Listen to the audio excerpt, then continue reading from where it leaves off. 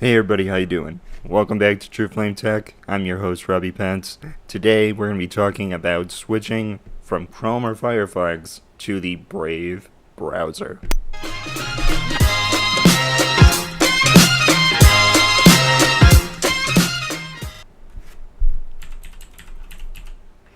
Alright everybody, so to start off, we're going to download Brave.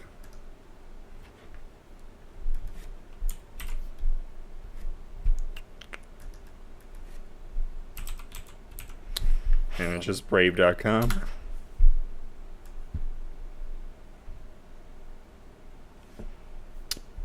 And you click download. And this is compatible with Linux, Mac, and Windows. Installation on Linux is a little weird, but it works.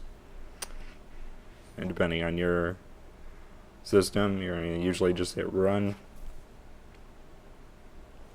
Notice this little blinking thing down here. Click that to allow the software to run. And theoretically you can run this even without administrator permissions as well.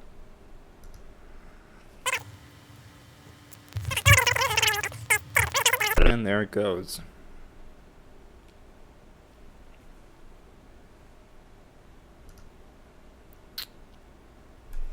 Okay, now that we have Brave installed, let's take a moment and talk about why we want to use Brave. There's two big reasons. One is privacy, the other one is compatibility. Now, back in the day, when Internet Explorer was king of the roost, a lot of websites were only designed for Internet Explorer, which forced people to use either add-ons in Firefox, or they would just have to straight up use Internet Explorer. Yeah, not a great solution. Unfortunately, we're in the repeat of that era right now, except with Chrome being a browser at the moment. I guess you could say Big Brother in a way. But yeah, so most websites are designed for Chrome. I liked Firefox. It was great. It integrates well with a Linux desktop. I mean, it's open source. It's nice. But they made some decisions that I wasn't a huge fan of. And also I noticed several websites simply not working. Some major websites just weren't functioning properly. I did a lot of troubleshooting. Couldn't get them working right. And I decided, you know what, these websites are built for Chrome. So I'm going to have to either switch to Chrome or something else based on the open source toolkits the Chrome is based on. Fortunately, the folks at Brave have made an excellent browser. It's based on the Chrome code base. What Brave does is it strips out all of the Google tracking that's built into Chrome because Chrome is made by Google. So,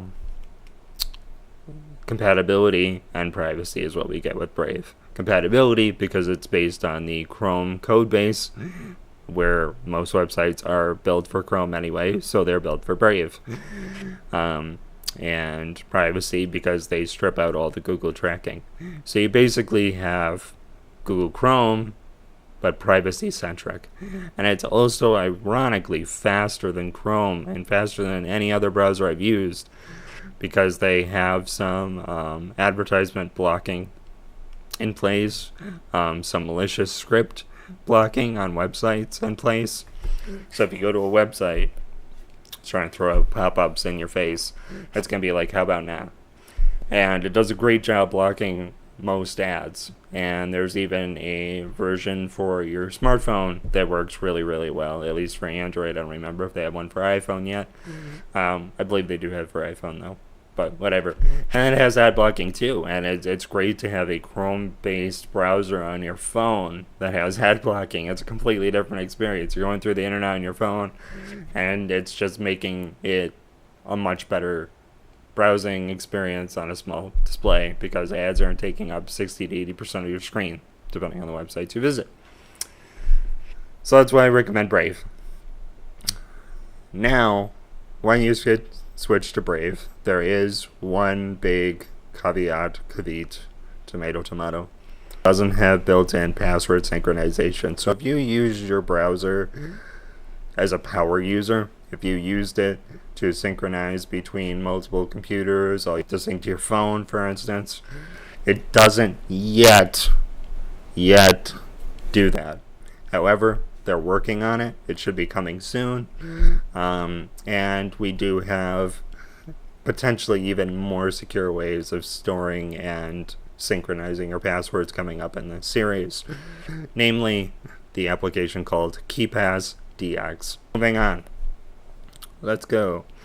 We're going to go through this little welcome tour. It allows you to import your bookmarks and settings from other browsers. So you'll notice it only gives you an option to import your favorites and bookmarks. Now, before you check out like my passwords, we can make those passwords be imported into Chrome. From Chrome, rather. It works. I've done it. We're going to cover it in this video. For now, we're just going to import those. If you're used to Chrome and you've used it a lot, you're gonna know that most of the stuff is just very similar. There's a couple of other settings. Privacy, which is nice. They call their special ad blocking and security blocking shields, which is really cool. There's even a shields up mode, which is pretty awesome. Let's see if we can have an example of that. Right, so we're on my web page, and it says shields up for this site, and it's really cool. It says one third-party tracker blocked, which in this case is likely Google Analytics, so it's telling me how many people visit my website. So how do we get these passwords working? Alright, so I have one password saved in the newly installed Chrome browser in my little test box here, and I'm going to import that password into Brave. First, we're going to go to Chrome, and I'm just going to show you from the beginning what this is like. We're going to go to Settings from the little drop down, and then there is Passwords. And as I always tell people, whenever you're looking for more options than what you literally see, either a right click or look for three little dots. It used to be called the hamburger menu because it was three lines and it looked sort of like a hamburger. So I hit the three dots and it comes up with export passwords. Woo! I click that, and it says your passwords will be visible to anyone who can see the exported files. Basically delete that file as soon as you're done importing it, or put it on a flash drive that's somewhere safe. You don't want to just have that floating around your computer, especially if your computer is shared with other people. So I'm going to click export passwords. And the password as for there was my Windows password. And I put this Chrome passwords thing in my documents library. Great, and we're done with Chrome. We can even uninstall that if we want. So we're going to open up Brave again, and to find this passwords page, it's pretty similar. It's not right there at the top though, so we have to click this little search magnifying glass at the top right. It lets us search through the settings. We're going to type passwords. We're going to click passwords. And technically, you can just go to autofill, and passwords is right there, I suppose. So click autofill, passwords. Alright, and you'll notice there's no little three dots menu. There's no right click menu. There's nothing to indicate that you can import the passwords, but you can. So to do that, what we do is we type in Brave : //flags. And you can see I already did this. I'm going to type passwords. And this search, what this does is enables the advanced features of Brave that may or may not be experimental. And one of them, as you can see right here, is password import. Woo! That's exactly what we want. So we're going to click the default over there and click enabled. And it says the changes will take effect the next time you relaunch Brave. It gives us a nice big blue relaunch Brave button. Relaunch just means close and open it again, kind of like restarting your computer. I'm going to click that. And there's Brave. It's happy and back. Okay, fantastic. So now we can go back to the settings area. Oh, hey, look. There's a little hamburger and three dot menu. Awesome. Let's click that. Oh, import. What do you know? It's back. Oh. And look, it's right there. There's my Chrome password. It's fantastic. I'm going to hit open. And there they are. It's imported, and it doesn't really matter how many you have. At least in my experience, I've had thousands, and you can import your passwords this way. Now, in the next video, we're going to talk about how you don't necessarily need to use the save passwords function here. You can use a global password manager that is encrypted, however secure you want it to be. You can even have a key file so that you can have a secret file that no one would even know what it is, and you provide that to your password manager, and it'll allow you to have all your passwords in one place no matter where you are. Kind of like a paper notebook, but encrypted, which means it's locked down tight. So that's the video we're going to be doing next. The last step we have to do is make Brave our default browser. So when you start up, it may say Brave isn't your default browser, as you can see up there. I click Set as Default. It's going to open up Windows Settings, and it says you can choose a browser. You hit Brave, and it says, wait, before you switch, try Microsoft Edge. It's new, it's fast. It's like, yeah, okay, whatever. And there's a little hidden, they don't want you to see this, switch anyway. They really don't want you to see that. They don't want you to switch from their browser. So we're going to hit Switch anyway. Now, ironically, Edge is also built on Chrome, but it's probably no better for privacy. It definitely doesn't have Brave's advanced security features either. One more thing I want to cover is, why do we want to block ads? Isn't that how websites we know and love get revenue? Yes, it's true. Unfortunately, the way ads currently work is it's not a good idea. The way they work now is they embed or put pieces of other websites into your favorite website. For example, YouTube or Facebook or your favorite news website. Putting those ads along the side. Those are actually parts of other websites loading. So the way it works is a company will reach out to your favorite website, say a news website, and say, yo, hey, we want to pay you to host ads on your page. And they're like, hey, great. They get money. End of deal, end of discussion. Nobody reviews it. They just pop it in, pop some code in there, the embed code, and part of this advertiser's website shows up in theirs and loads. That's an ad.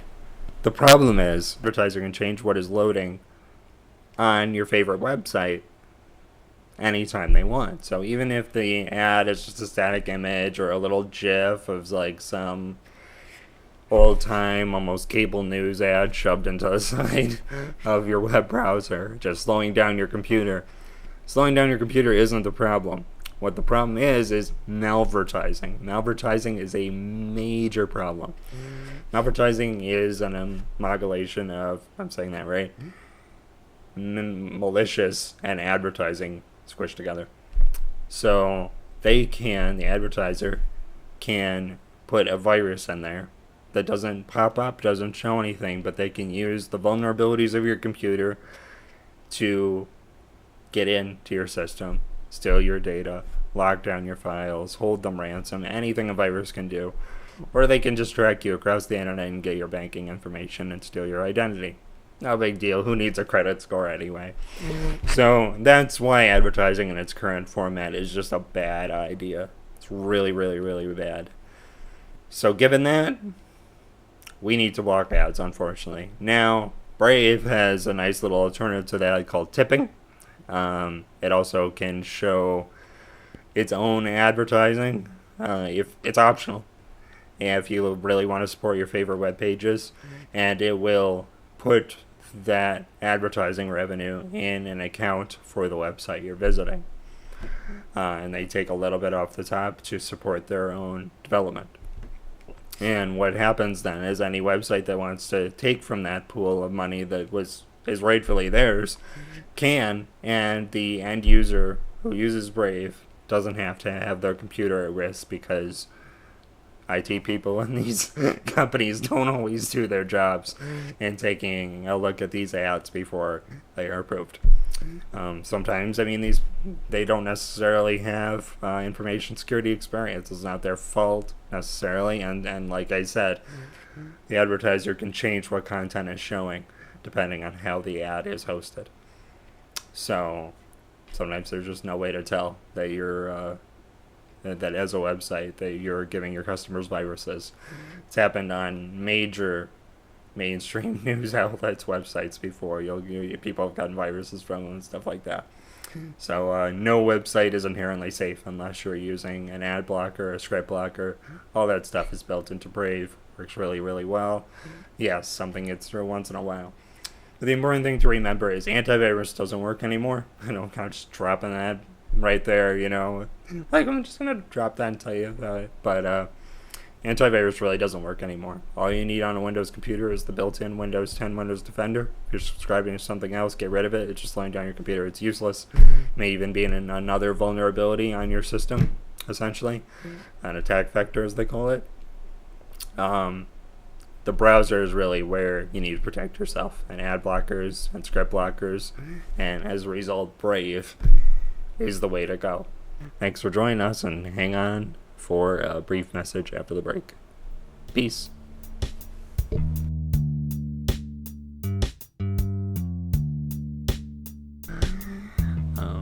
While we're here, I'll just mention real quick, this privacy page is currently under construction, but when it's done, it's going to have all the tools that I mentioned in my Decentralized series and much, much more. In the meantime, you can click the free software link here, and there is tons and tons and tons of free education on there and free software. I mean, just tons. I mean, you need a video editor for free. You need a professional digital audio workstation.